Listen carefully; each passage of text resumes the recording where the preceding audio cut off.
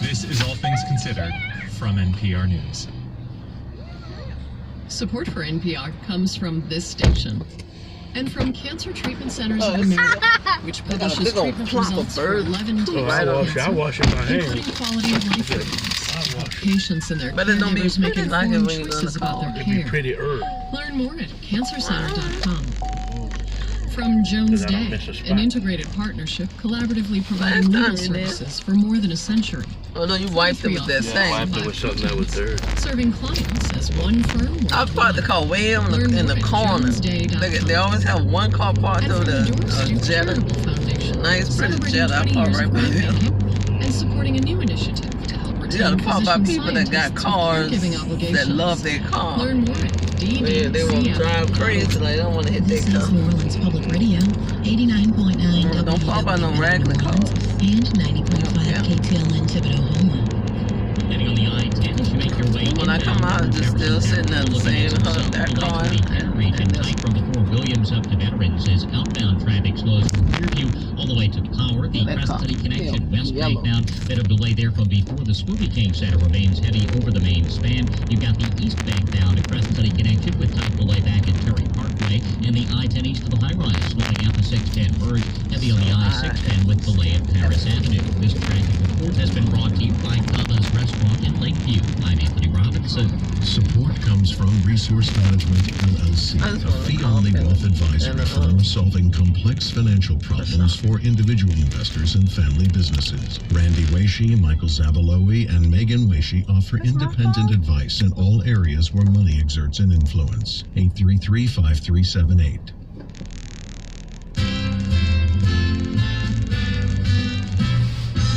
Should be ashamed of themselves, and much worse than that. The White House gets its way and the public sees a memo that used to be classified. The FBI says it omits and distorts critical facts. It's Friday, February 2nd, and this is All Things Considered from NPR News.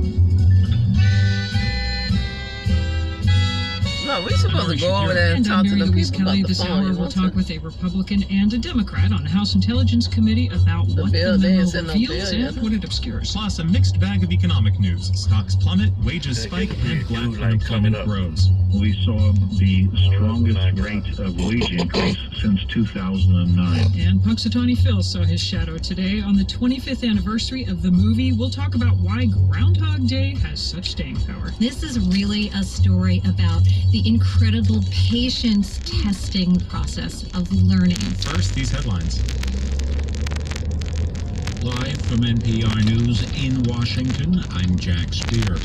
After days of buildup and opposition from the Justice Department, the controversial Republican memo alleging abuses by the FBI has been released.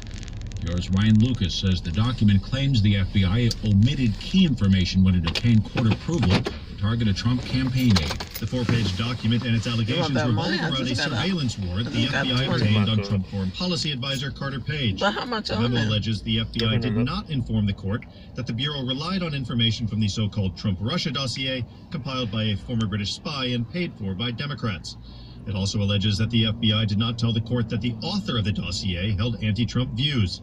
It says that a senior FBI official told the House Intelligence Committee that without the dossier, the Bureau would not have sought a surveillance warrant on Page. The memo was prepared by the House Intelligence Committee's Republican chairman, Devin Nunes. Democrats say it is misleading in an effort to undermine the special counsel's Russia investigation. Ryan Lucas, NPR News, Washington. The father of three daughters who had been molested by sports doctor Larry Nasser tried to attack him in a Michigan courtroom this morning. Rebecca Kruth of Michigan Radio reports. After two of Randall Margrave's daughters gave their victim impact statements, he asked the judge if he could say something. I would ask you to, as part of the sentencing, to grant me 5 minutes in a locked room with this demon. The judge said she couldn't allow that, so Margraves asked for 1 minute instead.